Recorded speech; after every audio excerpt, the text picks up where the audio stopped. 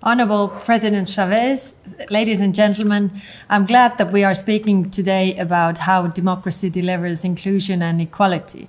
As the first woman Prime Minister in Estonia's history, I'm a living example of it. And I reckon this is exceptional, given that we are 300 years away from gender equality according to the UN.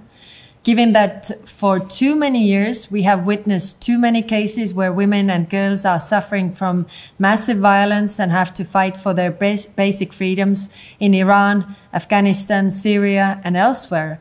Given that just 31 countries have a woman serving as a leader, and I still remember that when I attended the UN Climate Summit COP26, only 10 out of 140 heads of delegations were women.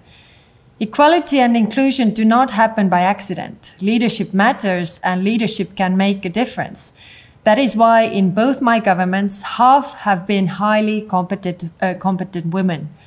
Women are not better than men, and men are not better than women. We just have different life experiences. For balanced decisions, we need both represented. If women leaders are not visible, then where should young girls and boys get their role models from? If we don't nudge girls to learn IT or maths and boys to consider becoming teachers or care workers, then how do we encourage stereotype-free career choices? In Estonia, we have a citizen-led movement called Unicorn Squad, which provides knowledge and skills in technology as a hobby education only for girls. By now, more than 2,000 girls are involved in it.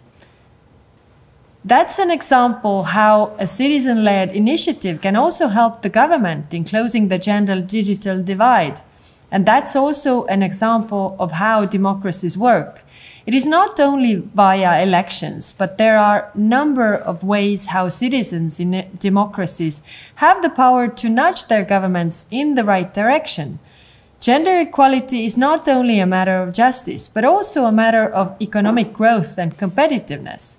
An uneven care burden at home is an issue that is more or less consistent across the world. It tends to fall far more on women. If we shift that burden so that it falls more evenly, the potential benefits are clear. It would free up more women to enter the workforce and turbocharge the economy. Sharing unpaid care work more evenly can also avoid numerous physical and mental health problems associated with overwork. Parental leave policy can be of essential help here. It must be carefully built so that it would not reinforce gender stereotypes, but rather decrease them.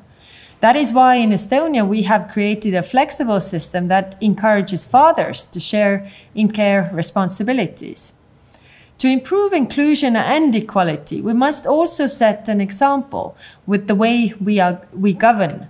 That is why Estonia is hosting the Global Summit of the Open Government Partnership this September. Our aim is to make governance and policy making more inclusive, transparent and accountable.